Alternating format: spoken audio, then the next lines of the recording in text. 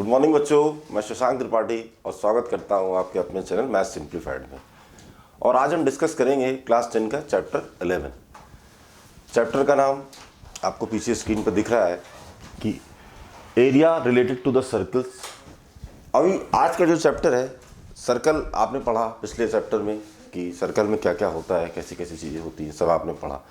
अब सर्कल का जो एरिया होता है उसके बारे में पढ़ेंगे। उससे रिलेटेड बहुत सारी चीज़ें होती हैं कि सेगमेंट होता है, सेक्टर होता है, और भी सब बहुत सी चीज़ें होती हैं। बहुत बेसिक से आज इसका इंट्रोडक्शन हम शुरू करेंगे ताकि जिन बच्चों को नहीं पता है उनको ही पता चल जाए और जिनको पता है उनका रिवीजन हो जाएगा। तो और दूसरी बात ये है बच्चों की अब प्री बोर्ड चल रहे हैं क्लास 10 के।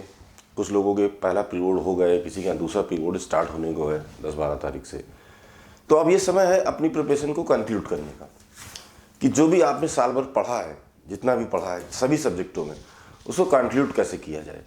तो उसके लिए सबसे ज़रूरी जो चीज़ है जो मैं बताना चाहता हूँ कि सपोज़ कीजिए अभी मैं मैथ की बात करता हूँ कि अगर मैथ के सब्जेक्ट को आपको कंक्लूड करना है, सिलेबस लगभग ख़त्म हो चुके हैं लोगों के, 1-2 चैप्टर बचे होंगे तो बचे, नहीं तो लगभग ख़त्म है, प्री बोर्ड चल रहे हैं लोगों के।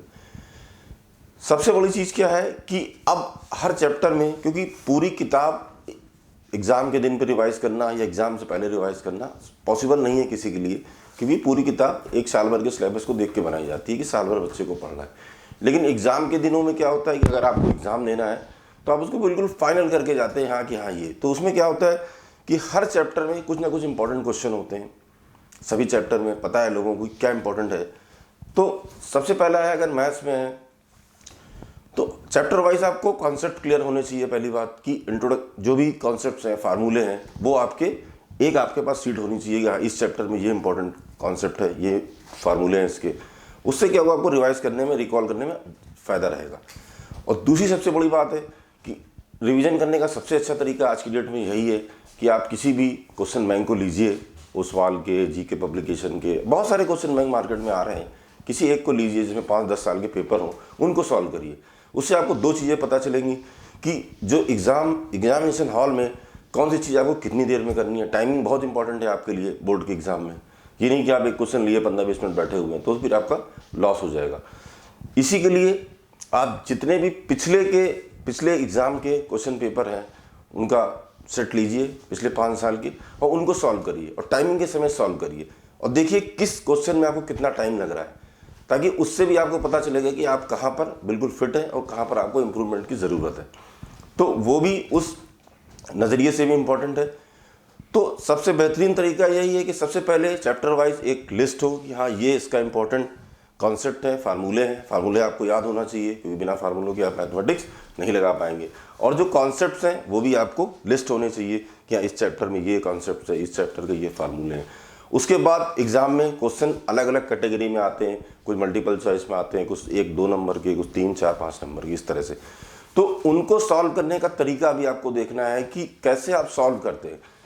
कभी कभी क्या होता है कि चीज़ें आपको आती हैं, आप ठीक से प्रेजेंट नहीं कर पाते सामने, तो आपके मार्क्स कट जाते हैं। तो प्रेजेंटेशन भी आपको अपना चेक करना है कि आपका प्रेजेंटेशन कैसा है एग्ज़ाम में। सबसे बड़ी चीज़ यही है कि कोई चीज़ आपको आती है लेकिन आप उसको सामने वाले के पास कैसे दिखाएंगे, क्योंकि एग्जामिनेशन हॉल में आप नहीं रहेंगे, आपकी सिर्फ कॉपी रहेगी जिस पे आपने अपने सारे क्वेश्चन सॉल्व किए हैं। प्रेजेंटेशन बहुत ज़रूरी है कि कितना साफ लिखा हुआ है और जो चीज़ें वहाँ पर मेंशन करनी है वो आपको वहाँ पर मेंशन करनी है, आपने करी है कि नहीं करी है। इसलिए जो भी आप क्वेश्चन बैंक लाएँ, आप टारगेट करें कि एक दिन में एक पेपर आपको लगाना है और बिल्कुल एग्जामिनेशन हॉल की तरह जैसे लगते हैं उसी तरह से लगाइए। आप ये मान के चलिए कि आप एग्ज़ाम दे रहे हैं, उसी तरह से आप उसको सॉल्व करना चालू कीजिए। फिर आपको पता चलेगा कि आप कहाँ कितने पानी पे हैं और कितने इम्प्रूवमेंट की आपको आवश्यकता है और क्या क्या चीज़ें आपको दोबारा से पढ़ने की ज़रूरत है। अभी भी आपके पास थोड़ा बहुत टाइम है क्योंकि बोर्ड के एग्ज़ाम फरवरी में स्टार्ट होंगे, अभी ये 10 जनवरी है। तो उस तरह से, और ये लगभग मैथ्स के लिए ये हो गया और बाकी सब्जेक्टों के लिए भी आपको यही करना है कि क्वेश्चन बैंक होने चाहिए, आपको पैटर्न पता चलेगा क्वेश्चन किस तरह से आते हैं और दूसरा उनका कैसे आपको उनमें तैयार करना है। तो ये समय बहुत ही ज़्यादा, जितना भी आपने साल भर में पढ़ा है उसको पूरी तरह से ये मान के चलिए कि अगर कम शब्दों में कहा जाए तो उनका एक मिक्सचर बना के आपको रेडी रखना है इतने में कि हाँ भाई हमको ये करना है, ताकि आप एग्ज़ाम में अच्छे से लिख पाए। तो चलिए आज हम डिस्कस करेंगे अपना chapter area related to the circle. ये इसका इंट्रोडक्शन है कि इंट्रोडक्शन का मतलब हमने बार बार बताया कि हम इंट्रोडक्शन आखिरकार क्यों लेते हैं हर चीज़ का। इंट्रोडक्शन में हम ये बताते हैं कि इस चैप्टर के अंदर क्या क्या फार्मूले लगेंगे, क्या क्या कॉन्सेप्ट्स लगेंगे। उससे क्या होता है कि आपको पता चलता है कि भाई चिट्ठी के अंदर क्या है, कि लिफाफा खोलते ही आपको पता चल जाएगा हाँ ये चिट्ठी होगी लिफाफे के अंदर। तो इंट्रोडक्शन उसी तरह से। तो सबसे पहले बहुत बेसिक चीज़ों से मैं शुरू करता हूँ बच्चों कि ये सर्कल है, तो सर्कल के अंदर आपको क्या क्या चीज़ें पढ़नी है इस चैप्टर के अंदर, वहीं से शुरू करता हूँ। ये एक आपका सर्कल है, मान लीजिए इसका एक सेंटर है O, ये सेंटर है, ठीक है। अब सबसे पहली बात आती है रेडियस। रेडियस क्या होती है सभी को पता है, हम पिछले चैप्टरों में पढ़ भी चुके हैं। अगर सेंटर से हम इस लाइन को यहाँ से यहाँ तक मिला दें तो ये इसकी रेडियस होगी। क्या होगी? रेडियस होगी। ये जो बाहर की चीज़ें दिख रही हैं आपको, ये सब क्या है? सर्किल की एज है। क्या है? ये एज है, ये सर्किल की एज है और ये रेडियस हो गई। अब मान लेते हैं हम इसको भी एक पॉइंट दे देते हैं O, तो O ये क्या है? आपकी रेडियस हो गई। ये आपकी यहाँ पर रेडियस हो गई। दूसरा पॉइंट आपका आता है डायमीटर। डायमीटर का मतलब क्या होता है? अगर सेंटर से ही हम इसको यहाँ से यहाँ तक मिला दें, ये यहाँ तक, ये क्या होगा? इसका भी नाम देते हैं B। तो डायमीटर हमारा क्या हो जाएगा? AB। तो एक चीज़ यहाँ पर आप और भी देख सकते हैं कि डायमीटर क्या होता है? रेडियस का जस्ट डबल, यानी कि 2R। अगर हम रेडियस को R से डिनोट करते हैं तो, और डायमीटर को हम स्मॉल d से डिनोट करते हैं, D, तो D इज इक्वल टू आपका 2R भी हो जाएगा, हमेशा ध्यान रखना। या अगर हम डायमीटर को 2 से डिवाइड कर दें तो ये हमारी रेडियस भी निकल आएगी। सिंपल सी चीज़ है, ये एक कॉन्सेप्ट था। ये हमारे डायमीटर हो गए। अब आता है एरिया ऑफ ए सर्किल। हम लोग क्लास 8 से ही पढ़ रहे हैं कि एरिया ऑफ सर्किल का फार्मूला क्या होता है? पाई आर स्क्वायर। सभी को पता है, ये बताने की जरूरत नहीं है। ये पाई आर स्क्वायर। यहाँ पर एक चीज़ नोट करने वाली है कि एग्जाम में हो सकता है कि पाई की वैल्यू दे या ना भी दे। पाई की वैल्यू अगर नहीं भी दी जाती है तो उसको आप हमेशा 22/7 और 3.14 ये हमेशा आप मान सकते हैं और इसका यूज़ आप कर सकते हैं। ये तो पाई की वैल्यू यहाँ पर ये हमेशा फिक्स रहेगी 22/7 और 3.14 ये। तो ये हो गया दूसरा, circumference of a circle. Circumference क्या होता है? सरकमफेरेंस का मतलब होता है ये पॉइंट मान लीजिए सर्किल पे O है, यहाँ से कोई चीज़ चली ऐसे करके पूरा और यहाँ पर आ गई दोबारा, तो ये पूरा सर्कल का सरकमफेरेंस कहा जाता है। सरकमफेरेंस ऑफ ए सर्किल, इसका मतलब होता है 2πr। ये आप हमेशा ध्यान रखना, ये फार्मूला है। इसको आपको यहाँ पर ये चीज़ें आपको हमेशा से पता होनी चाहिए। इसमें थोड़ी सी और भी चीज़ अगर हम देख लें यहाँ पर, अगर अभी हमने क्या पढ़ा? D is equal to 2R, यानी रेडियस का डबल कर दें तो डायमीटर आ जाता है। तो अगर इस फार्मूले को हम इस तरह से लिख लें 2R पाई, तो 2R की जगह हम D भी लिख सकते हैं। तो circumference of a circle pi D भी हो सकता है, हमेशा याद रखिए आप। ये एक चीज़ ये भी है, कभी मल्टीपल चॉइस में आ सकता है तो आपको याद रहेगी 2πr ना लिखा हो वहाँ पर। मान लीजिए पूछा जाएगी what is the circumference of a circle, वहाँ पर 4 ऑप्शन दिए हो, उसमें 2πr ना हो बट पाई D दिया हो, तो ये करेक्ट आंसर होगा। इस बात का आपको ध्यान रखना है। अब बात आती है area of A equilateral triangle.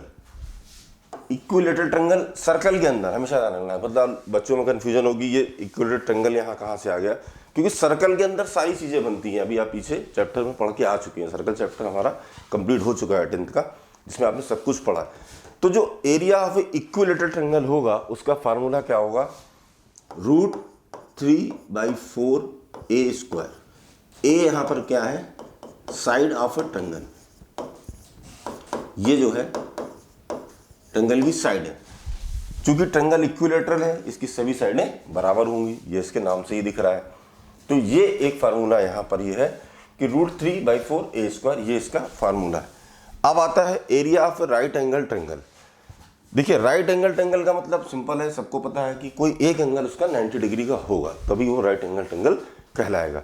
तो इसका तो वही फार्मूला है, हम सभी ने बार बार पढ़ा है, हाफ बेस इंटू परपेंडिकुलर या height, half b into h। ये फार्मूला है। ये सर्किल की बेसिक चीज़ें थी जो हमने बताई, radius, diameter, area of a circle, circumference of a circle, area of equilateral triangle and the area of right angle triangle. ये चीज़ें बेसिक हैं, ये फार्मूले आपको याद होने चाहिए। नहीं है इनको याद करें आप, क्योंकि इसको जितने फार्मूले मैथ में आपकी जबान पे रहेंगे आपको सॉल्व करने में उतना आसान रहेगा। कोई भी क्वेश्चन आएगा तो आपको पता रहेगा। अगर फार्मूले आपको नहीं याद रहेंगे, कुछ फार्मूले ऐसे होते हैं जो याद कर लेना चाहिए, कुछ फार्मूले ऐसे होते हैं जिनको ड्राइव करना सीख लेना चाहिए अगर याद नहीं हो रहा है। तो चलिए चलते हैं नेक्स्ट पेज पे। यहाँ पर इतनी ही चीज़ें थी जो बेसिक चीज़ें थी सर्कल की, वो मैंने आपको यहाँ पर बताई। चलते हैं नेक्स्ट पेज पे। नेक्स्ट पेज पे अब क्या आता है, एरिया ऑफ ए सेक्टर। अब भाई सेक्टर क्या चीज़ होती है, भाई ये भी हमें पता होना चाहिए कि सेक्टर आखिर क्या चीज़ होती है। जिन बच्चों को नहीं पता है कि सेक्टर क्या होता है, चलिए आज बताते हैं कि सेक्टर क्या होता है। यहाँ पर भी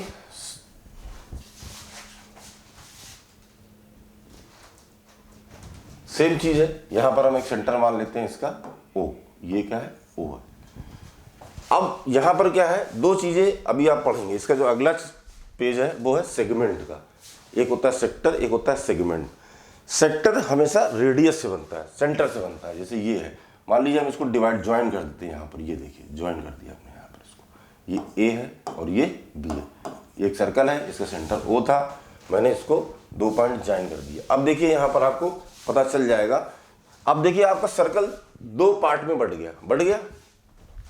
एक ये पार्ट हो गया, ये बड़ा पार्ट है, ये छोटा पार्ट है। तो ये क्या होगा, हमारा माइनर सेक्टर होगा। क्या होगा, माइनर। देखने से ही छोटा लग रहा है ये और है भी। ये होगा हमारा मेजर सेक्टर, ये होगा हमारा मेजर सेक्टर। तो अब एरिया ऑफ ए सेक्टर, उसमें area of a minor sector, area of a major sector और लेंथ ऑफ ए आर, ये चीज़ें हम इसमें पढ़ेंगे।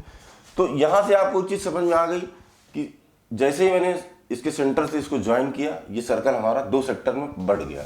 एक हो गया हमारा छोटा सर्कल, एक हो गया हमारा बड़ा सेक्टर। तो ये हमारा, अब बात आती है कि एरिया ऑफ सेक्टर की फार्मूला क्या होगा।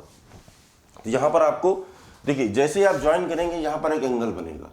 इस एंगल को आप कोई भी नाम दे सकते हैं। हम दे देते हैं एक्स का नाम दे देते हैं। सपोज ये एंगल एक्स है हमारा, ये एंगल बन गया। अब आपको एरिया ऑफ सेक्टर का फार्मूला क्या होगा। अब देखिए 2 चीज़ें, एक तो ये फार्मूला ड्राइव होता है, लेकिन हमको यहाँ पर क्या है कि हमको यहाँ पर सिंपल फार्मूला याद करना है, ड्राइव नहीं करना है हमको यहाँ पर। कि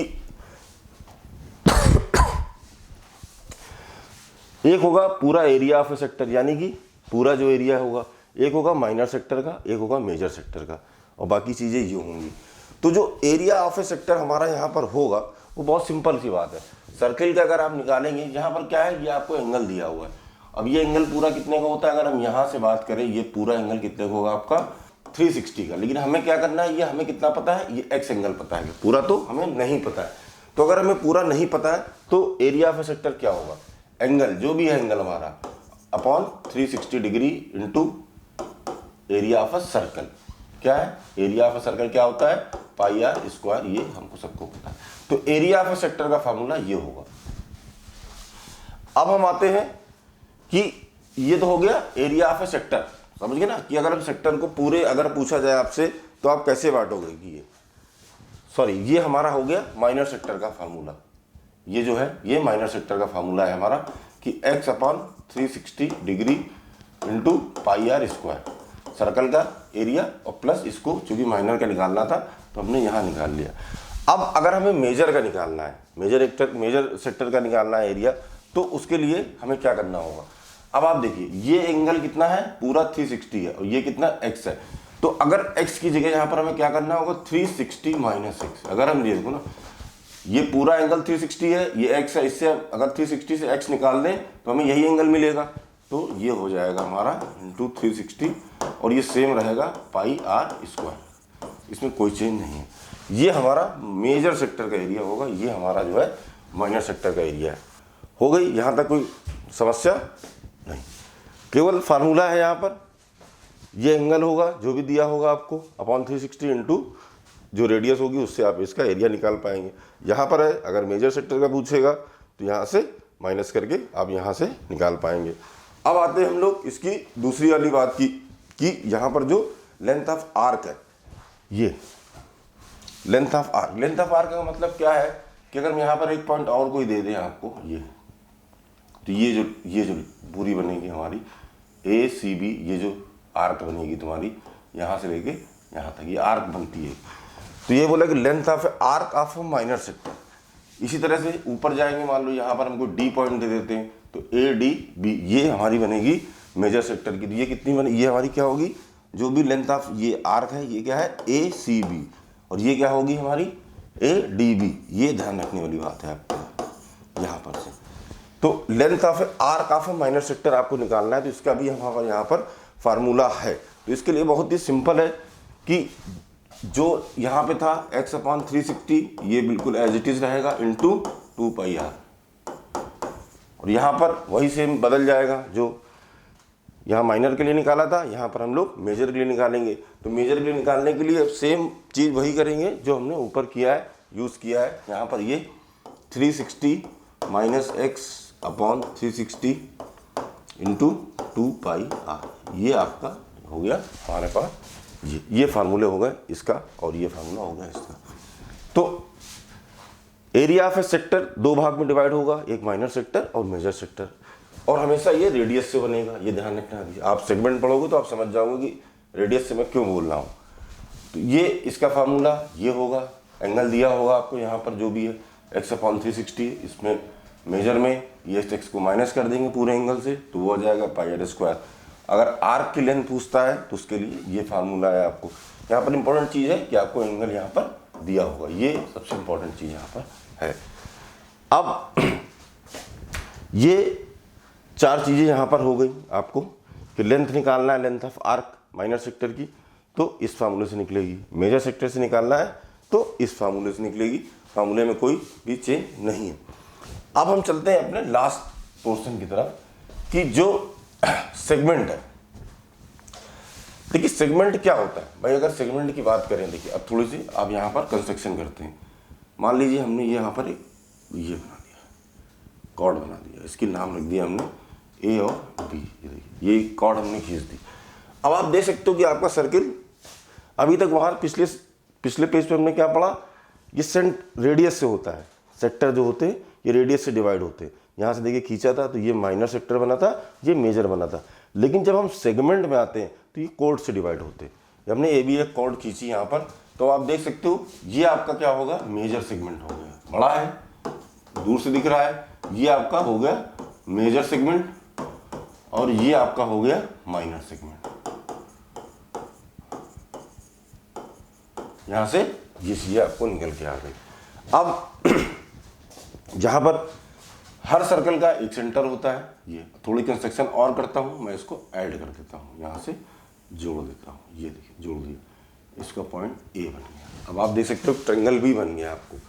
अब आपको अगर निकालना क्या है, area of a minor segment. Minor segment ये है आपका, इसका एरिया निकालना है आपको। किसका, इसका, इतने का। यहाँ से ये जो है, ये अगर मैं इसकी बात करूँ, ये वाला इतना जो है आपको निकालना है। तो अब आप कैसे निकालोगे, इसका एक फार्मूला है, उसी फार्मूले के तहत हम लोग यहाँ से इसको निकाल पाएंगे। इसी तरह सेम है, अगर आपको मेजर सेगमेंट है तो भी आप पता है कि ये आपका, ये जो है आपका, ये माइनर सेगमेंट हो गया, ये आपका सारे का सारा मेजर सेगमेंट हो गया। ये यहाँ से ये, अब दोनों को एरिया आपको अगर निकालना है तो इसके लिए यहाँ पर बहुत सिंपल सा फार्मूला यहाँ पर वही है जो पीछे हमने यूज़ किया था। यहाँ पर भी कोई ना कोई एंगल आपको मिलेगा। तो यहाँ पर मान लेते हैं एंगल आपका हो गया वाई, ये वाई एंगल है। तो यहाँ पर होगा वाई माइनस 360 इंटू, अब इसमें क्या होगा सोचिए, थोड़ा सा दिमाग लगाइए इसमें। अगर आपको यहाँ पर माइनर सेगमेंट का एरिया निकालना है तो कैसे निकालोगे आपको, अगर यहाँ पर एंगल के माध्यम से आप निकाल रहे हो तो ऐसा क्या कर दोगे आप कि माइनर सेगमेंट का एरिया आ जाए। थोड़ा सा आपको दिमाग का अपना इस्तेमाल करना है यहाँ पर कि देखिए ये वही रहेगा इंटू πr²। लेकिन क्या है, आपको एरिया पूरे का नहीं निकालना है। एंगल तो यहाँ पर दिया हुआ है, अगर इस एंगल का इस्तेमाल करेंगे तो ये पूरा यहाँ से यहाँ तक ऐसे आ जाएगा, लेकिन नहीं, आपको एरिया इतने से निकालना है। तो ये यहाँ से जब हम निकालोगे तो ये पूरे का एरिया निकलेगा। इतने से अगर हम इस ट्रायंगल के एरिया को बाहर कर दें तो minus area of a triangle OAB, जो हमने पढ़ा था ना इक्विलेटरल ट्रायंगल का, जहाँ पे याद आएगा। देखिए area of a minor segment निकालने के लिए क्या किया आपने, आपने जब इसको ज्वाइंट किया y/360 इंटू पाई r² पूरे सर्कल का होता है। और यहाँ से ये आपका जो होता है, अगर इतने ही फार्मूले की अगर हम बात करें तो अपनी पिछले पेज में आपने क्या पढ़ा, इसका भी तो फार्मूला यही होता है। ये देखिए सेक्टर का, माइनर सेक्टर का फार्मूला क्या होता है, यही होता है जो यहाँ पर सेगमेंट का है। लेकिन यहाँ पर इन्होंने क्या किया, इस ट्रायंगल को बाहर निकाल दिया। इस एरिया का ट्रायंगल निकालेंगे, ट्रायंगल का एरिया निकालेंगे और इसको माइनस कर देंगे तो हमारे पास एरिया ऑफ माइनर सेगमेंट आ जाएगा। इसमें आपको बस इतना ही करना था, बाकी चीज़ें आपके लिए ये। अब दूसरी चीज़ आती है एरिया ऑफ मेजर सेगमेंट। कोई जैसे आपने यहाँ पर ये निकाला है वैसे ही आपको वहाँ पर दूसरी चीज़, पूरे सर्कल का एरिया निकाल के अगर हम माइनर सेगमेंट का एरिया माइनस कर दें तो आ जाएगा मेजर सेगमेंट का। कौन सी बड़ी बात है इसमें। यानी देखिए अगर हम पूरे सर्कल का एरिया निकाल लें, पूरे सर्कल का एरिया क्या होता है पाई r², उसमें से अगर हम माइनर सेगमेंट का एरिया बाहर कर दें तो क्या हो जाएगा, आपके पास मेजर सेगमेंट का एरिया आ जाएगा। यही करना है आपको इसमें और कुछ भी नहीं करना है। तो इसका फार्मूला बहुत आसान है। इसका फार्मूला होगा पाई r² minus area of a minor segment.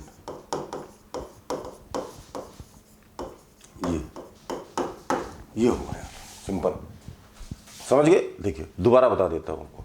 Segment cord से बनता है, रेडियस सेंटर से नहीं। तो एक कॉर्ड कीजिए, ये सर्कल हमारा दो पार्ट में डिवाइड हो गया, एक हो गया मेजर सेगमेंट, एक हो गया माइनर सेगमेंट।